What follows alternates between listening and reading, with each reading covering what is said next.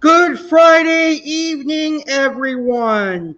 Welcome to Ask Chef Alex Live. I'm your host, Chef Alex Cardinale, and I'm excited to be hosting the second cooking and baking Q&A of September 2022. How are you guys and gals doing? Thank you so much for tuning in.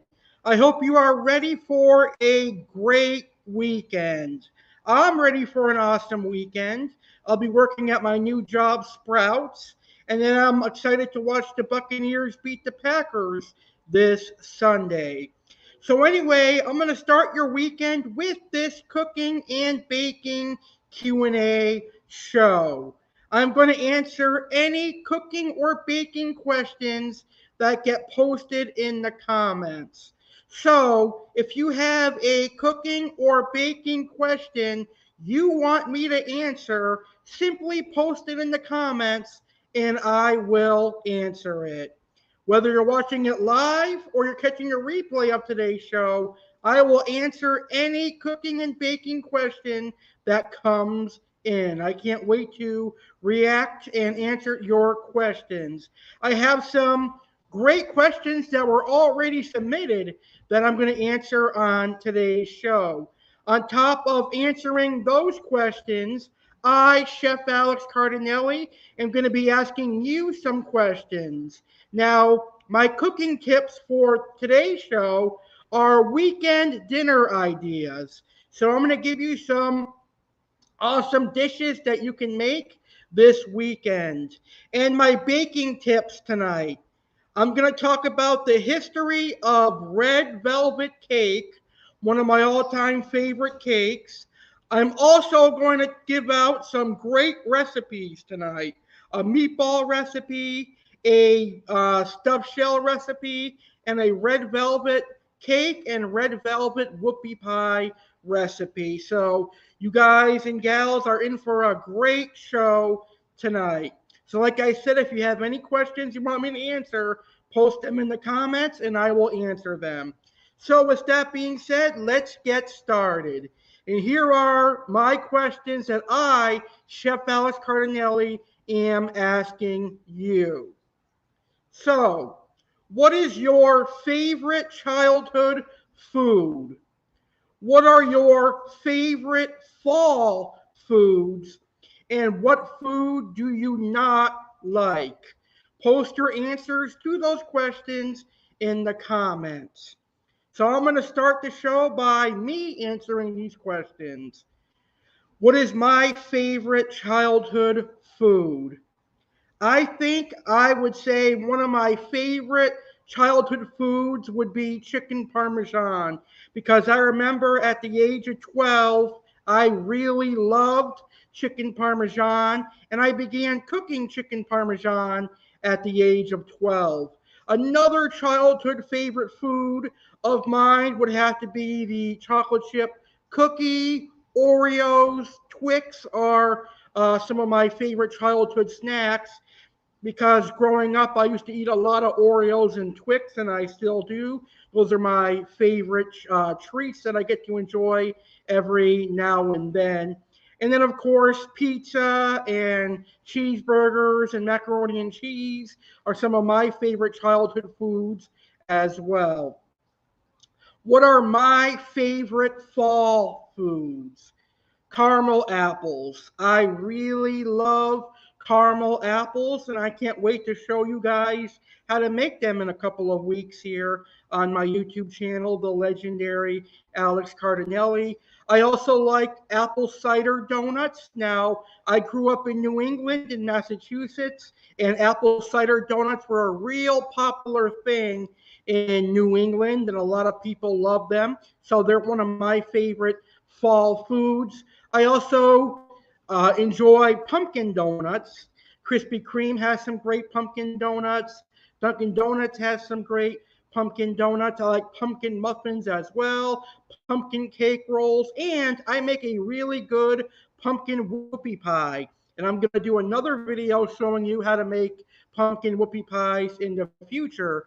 So stay tuned to that. And what food do I not like?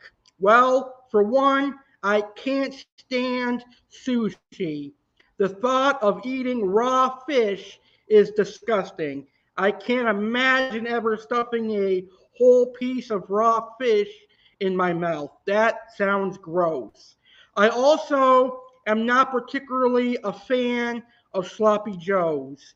I've never liked sloppy joes in my life. I don't know why, but it just kind of disgusts me when I think of sloppy joes. But maybe it will change as I mature. Just not a fan of sloppy joes.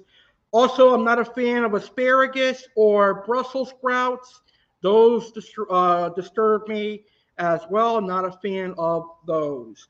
So now it's your turn to post your answers to those questions in the comments. And you can also ask me questions by posting them in the comments.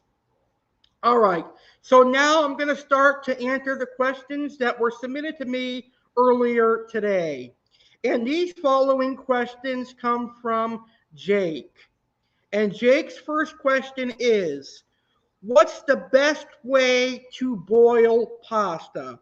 That is a really good question, considering I am Italian and I've made pasta more times than I can remember. And pasta is quite simple to make. Now, there's a debate out there whether to add salt and oil to your pasta water or just salt or just oil to your pasta water. But in my personal opinion, we should only add salt to boiling pasta water. And the reason we add salt to boiling pasta water is for flavor, because regular water by itself has no flavor. So the salt that we add to the boiling water will flavor the pasta. However, we do not want to add oil to boiling water because the oil really doesn't have a purpose, in my opinion. Now, we will use oil later on in the cooking process, but the best way to boil pasta is to get a pot of water on the stove. I'd say fill it about halfway or so, let it boil, add the salt, and when the pasta water is at a rapid, aggressive boil, then add your pasta. If you add your pasta too early, the starches will coagulate and you'll have a messy pasta. So it's always important to add the pasta when the water has a aggressive rolling boil. Then add your pasta and cook it until al dente or your favorite way of eating it. Then you're going to drain your pasta. Do not run cold water over it because you'll remove all the starch, and that's not a good idea. Once you have drained the pasta, put it back in the pan that you cooked it in, and add olive oil or any kind of oil, and this will prevent your pasta from sticking. The only time you should add oil to pasta is after it's been drained, and that way your pasta won't stick and it will adhere to the sauce much better. Great question, Jake. So, Jake's next question is, how do you preserve nutrients when cooking vegetables? This is another good question. Now, back in the 70s, 80s, and 90s, and early 2000s, a lot of people were very big on boiling vegetables. Here's the thing though, boiling vegetables kind of takes away a lot of nutrients and a lot of the good stuff that are in vegetables. Now, there are ways to prevent those nutrients from leaving the vegetables when you boil them. One way to do it is to monitor the cooking time. Don't overcook the vegetables when you boil them.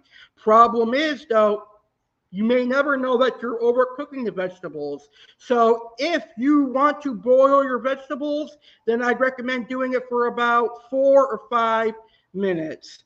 But to preserve nutrients in vegetables, the best cooking method is steaming the vegetables. And steaming vegetables is really simple. Let's say, for example, you're making broccoli. You're going to pour your broccoli in a microwave safe dish or bowl. You're then going to add 2 or 3 tablespoons of water. Put a lid on your microwave safe dish or bowl and cook it in the microwave for about 5, 6, 7 minutes until you reach a texture that you like. And that is how you steam vegetables. You can do it in the microwave, or if you have a steamer, it will work in a steamer as well. So the best way to preserve nutrients is to use a steamer and the steaming method. Now, if you don't have a steamer, you don't like steaming, you could do the boiling method or the frying method or the baking method. Just try not to overcook your veggies. So that was a great question. So Jacob's next question is, what does marinating do to meat? Marinades are used to add different flavors to a piece of meat. So when we're marinating meat, we're adding flavor to the meat. Usually marinades contain some kind of acid which reacts with the meat and breaks down some of the protein to make it more tender. So marinating meat adds flavor and it makes the meat more tender. I hope that answers your question. And Jake's last question is, cooking or baking? What's more fun? What's more difficult? Well, I enjoy both. As you guys know, I love cooking and I love baking, but I have to tip the hat to baking. I love baking. I think baking is more fun. I like to make cookies. I like to make cakes. I like to make bread puddings. I like to make bread. So it really is fun. I really enjoy the baking process because you got the creaming method in cookies and the creaming method in cakes, and you got the drop method when you're using a cookie scoop. Also, I'd say baking is a little bit more difficult than cooking because in baking, when you make a mistake, it's hard to come back from that mistake. Now, in cooking, when you make a mistake, you can obviously add more seasoning like salt or sugar, but in baking, a baking recipe has to be precise. So that is why baking is more difficult than cooking. But overall, I prefer baking. I also love cooking. I love them both equally, but if I had to pick a favorite, I would pick baking.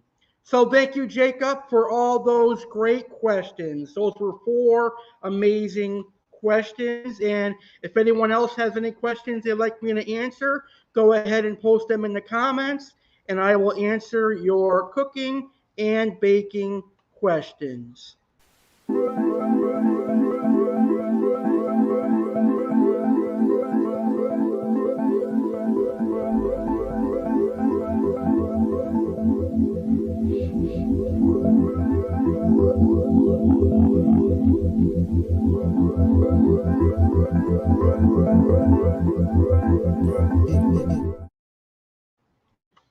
All right, it's time for my cooking tips.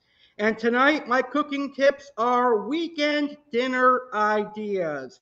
Because the weekend is here, and I'm sure you guys want to cook a delicious dinner. You might go out to eat for Saturday night, but Sunday night, usually you cook for your family and you provide a delicious dinner. So here are my weekend dinner ideas for all of you wanting to cook a delicious meal for your family this weekend. The first dish is a classic Italian American dish that everyone likes, and that is spaghetti and meatballs. Now, I'm Italian and I love a good spaghetti and I love a good meatballs in a marinara sauce. Really, really good entree, really simple to make. In just a few minutes here, I'm going to give you my meatball recipe that you can use on top of spaghetti, all covered with cheese. That was the Fat Bastard song from Austin Powers. That's kind of funny. Anyway, spaghetti and meatballs is a great dinner to make on the weekends because A, it's quick and easy to make, B, it's delicious, and C, it makes enough to feed your family. Another good dinner to make on the weekends is Parmesan. You can make chicken Parmesan, veal Parmesan, or eggplant Parmesan. Those are all great dishes. Basically, Parmesan is cutlets, a protein cutlet. And the protein could be chicken, veal, or eggplant. And in some states and countries, they use shrimp and other types of meat as well.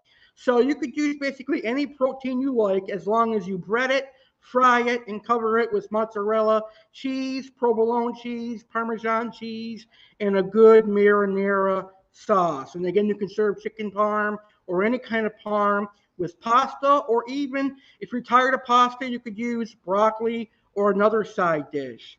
Pork roast or beef roast are great on the weekends because they take a long time to cook, but they have flavorful results, and a lot of people love a good roast. A good pork roast or beef roast can be served with mashed potatoes. It could be served with rice and other vegetables. And a lot of people, especially meat lovers, enjoy a good pork roast and also a good beef roast. And that is a good idea for the weekend. Now, if you like creating stews, then another good weekend dinner idea would be chicken cacciatore. Now, basically, chicken cacciatore is an Italian stew that consists of chicken. Traditionally, it uses chicken thighs that have the bone in them or drumsticks. However, you could use whatever part of the chicken you like. You could use boneless chicken breast. You could use boneless chicken thighs, which I like to do when I make cacciatore. And I even use what's that chicken called? Chicken drumettes or chicken wings are also good in a cacciatore, but I prefer to use the boneless thighs or boneless breasts because you get more meat on them. So chicken cacciatore has the chicken, it has peppers, it has onions, it has mushrooms, it has tomatoes or a tomato sauce product, it has red wine and seasoning. So it creates a nice sauce. So basically, you would get a large crock pot. You would add your chicken and your vegetables and your tomato product and your wine and your herbs and your seasoning, and you would let that cook for about 2 or 3 hours. And then you would cook your side dish, which could be polenta, it could be risotto or pasta, and that's a great weekend dinner. And a lot of Italians will make cacciatore on the weekends. Another weekend dinner idea would be what the Italians call Sunday dinner. And that basically means you make a homemade tomato sauce with meat. Now, Italians vary their own meat sauce, so every Italian has a different meat sauce. But basically, some of the meats you'll find in a Sunday sauce would be beef ribs, pork, boneless spare ribs, sausage, and meatballs. Those are your basic meats that are in that meat sauce or that Sunday sauce. So again, it's beef ribs, pork spare ribs, boneless, sausage, and meatballs. This sauce does take a long time to cook. That's why it's called Sunday sauce, because you typically take all day preparing this sauce. So it does take a while, but the results are very delicious. And one of these upcoming shows, I'll give you the recipe for a Sunday sauce. So, some fancy restaurant quality dinners you can make over the weekend include chicken marsala, which is a Italian dish that has chicken or veal, mushrooms, scallions, garlic, marsala wine, chicken broth, and you create a little bit of a roux to make a nice thick sauce. And marsala is a sweet wine from Italy. Very good dish. You could also do chicken francais, which is a lemon chicken dish that consists of chicken, lemon juice, white wine, and garlic, and also a roux to thicken the sauce.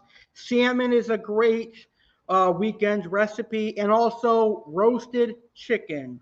Those are all of my weekend dinner ideas from yours truly, Chef Alex Cardinale. Let me know if you use any of my weekend dinner ideas. So I hope you enjoyed my cooking tips for this week's episode of Ask Chef Alex Live. All right, so if you have any cooking or baking questions, go ahead and post them in the comments or answer my questions, which are: what is your favorite childhood food? What are your favorite fall foods? And what food do you not like? If you're catching a replay of today's show, feel free to post your answers in the comments and your questions in the comments, and I will still answer them. So, in the meantime, I'm going to go ahead and answer the last questions that were sent to me. And these questions come from my friend Jeremy. And Jeremy's first question is cooking a social activity for you? Do you like to do it with other people, or do you prefer to do it alone?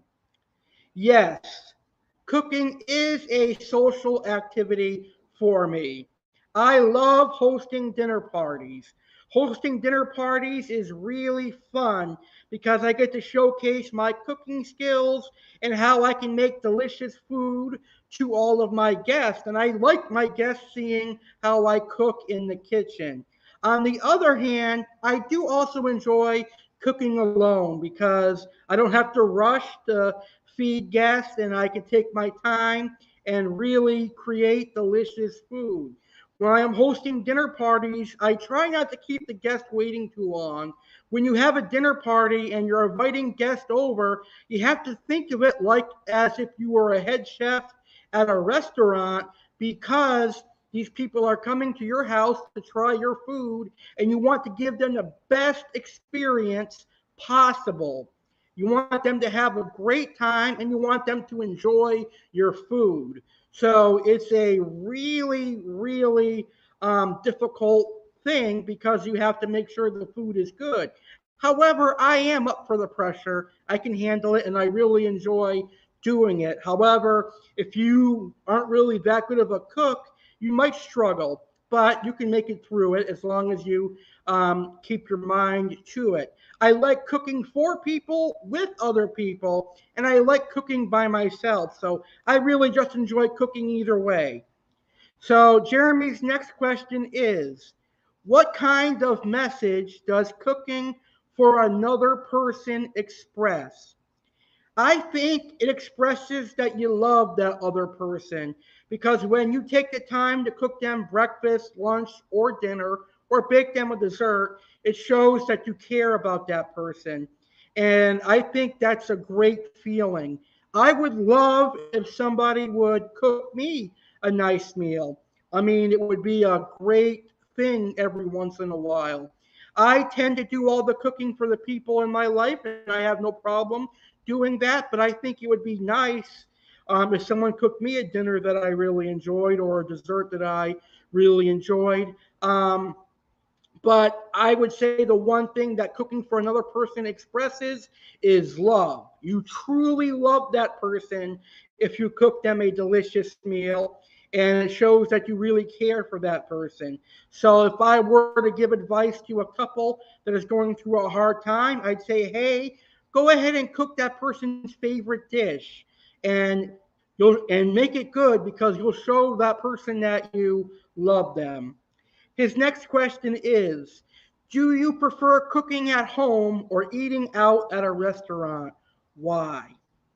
Good question. That's a tough one for me to answer because I really do enjoy going out to eat. I really do, especially after a long work day. Going out to eat is the easy way out. But on the same token, I could save some money and cook at home. So, what would my answer be? Do I prefer cooking at home or eating out at a restaurant? Well, I would probably say eating out at a restaurant because you'll get awesome service. I'll get seated. I get to relax on my phone. I get to have great service from a waiter, and then I can order whatever I want, and then I get dessert. 9 times out of 10, when I cook at home, I usually don't have dessert, and I'm a sweet tooth lover, and I love desserts. So I'd say going out to eat. But don't let that fool you. I also like cooking. And Jeremy's last question is, who did most of the cooking in your house when you were growing up? My mom and my grandma did, and my great grandmother did as well. So when I was growing up as a young boy, my mom, my grandmother, and my great grandmother did almost all of the cooking in my house. And growing up Italian, we had a lot of pasta, we had a lot of meatballs, chicken parm, and stuffed shells and things like that. So we had a lot of great Italian food, but we also had American food as well, like fried chicken, roasted chicken, etc. So I think a part of the reason why I started to love cooking was because I got to watch them cook, and then I got interested into it, and then it became a hobby of mine, a love of mine, and I continue to do it this day. So thank you, Jeremy, for those great questions. And now those with a sweet tooth like me, it's time for the baking part of today's show. And then after we do our baking segment, I will give out the recipes for today's show.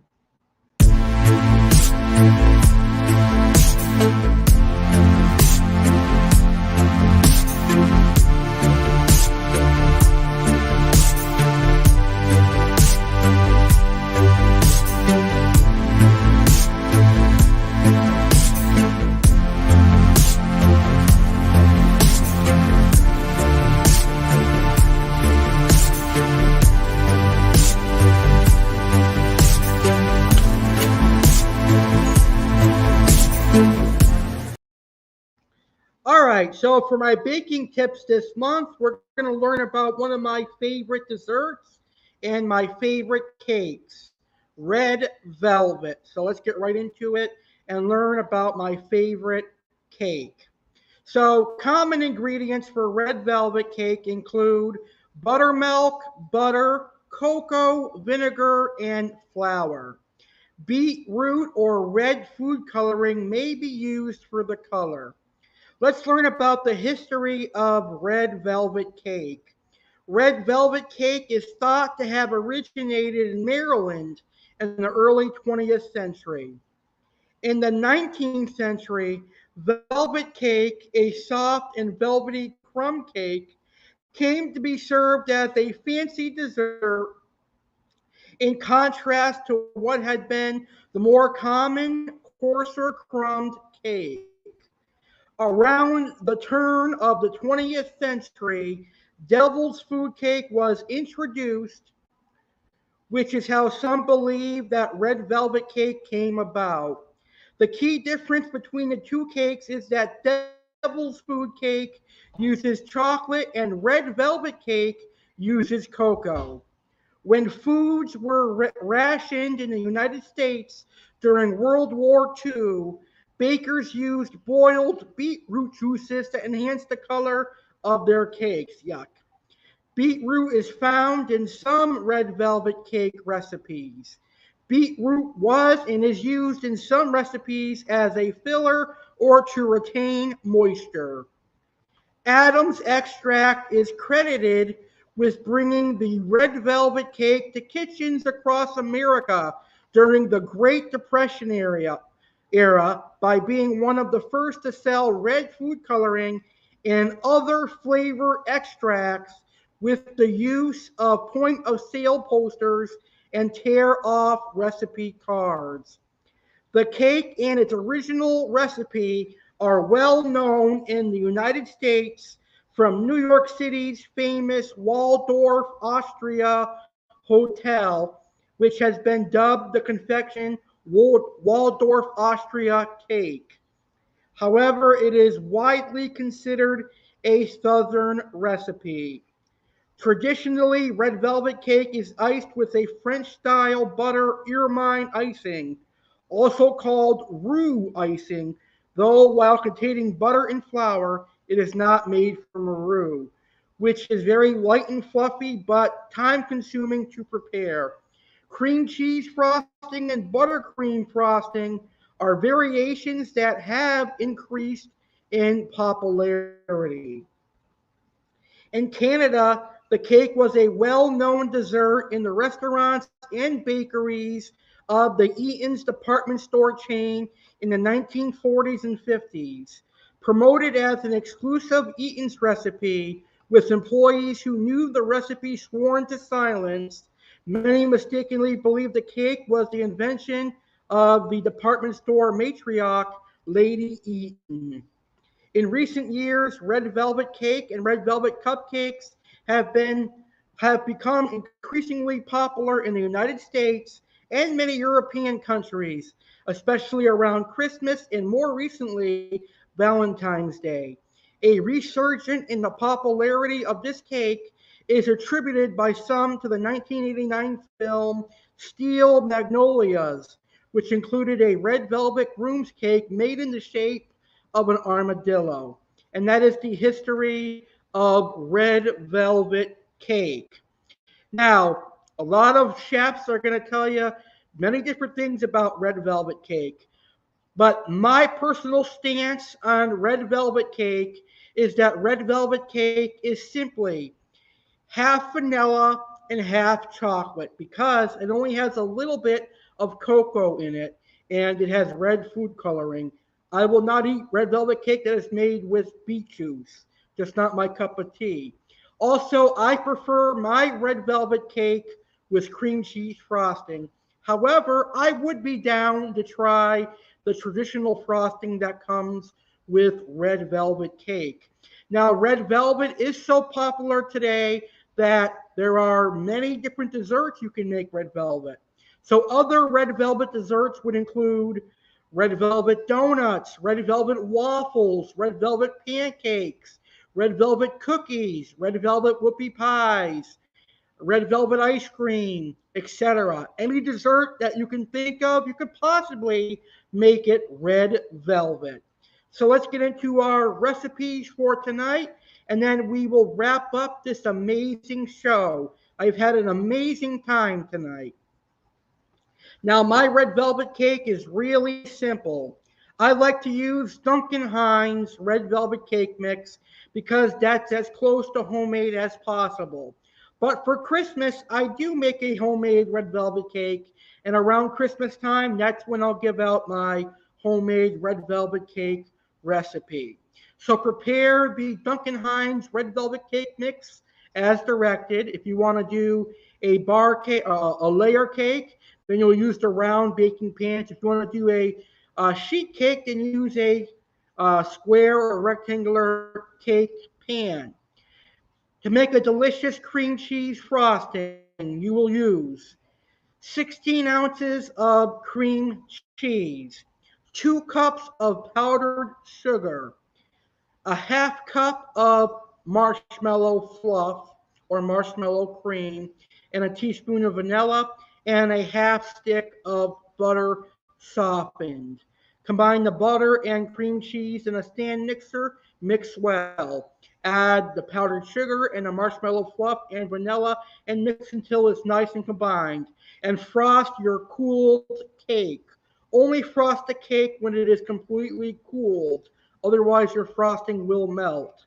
A note on the frosting, you can change the amount of sugar that you put in there, and you don't have to add the marshmallow, but I think the marshmallow gives a great flavor to the cream cheese icing.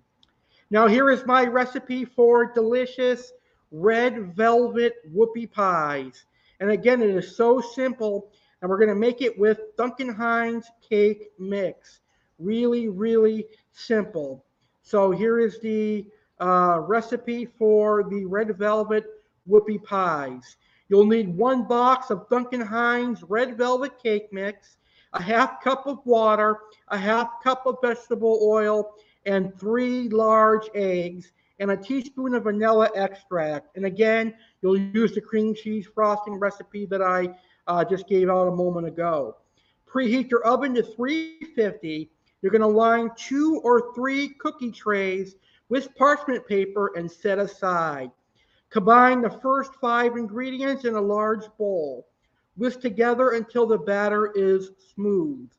So the first 5 ingredients are red velvet cake mix, water, oil, eggs, and vanilla extract. Drop by a heaping tablespoonful onto your prepared sheets, leaving at least a 2-inch space between each cookie because the cakes or the cookies will rise. Bake for 10 to 12 minutes and allow to cool completely. And spread 1 to 2 tablespoons frosting between 2 cookies. Continue with remaining cookies. And that is your red velvet whoopie pie recipe. All right, now it's time for my cooking recipes for this show. Here is my recipe for my delicious meatballs: 1 pound of ground beef, 2 eggs, 2 cups of breadcrumbs, chopped garlic, chopped onions small, salt and pepper, Italian seasoning, and whatever seasoning you have on hand, a cup of Parmesan cheese, and some grated, shredded mozzarella cheese. You can use as much as you want, or you can omit the mozzarella cheese. So to make these meatballs, you're going to put all the ingredients in a large bowl and mix them together until all combined, and you're going to roll these balls into their form a nice circle, and they're ready to be cooked. Now, I recommend baking the meatballs. Baking the meatballs is a lot healthier than frying them and a lot easier. You can line them all up on a cookie tray and put them in the oven, and you save yourself some time. I prefer baking meatballs.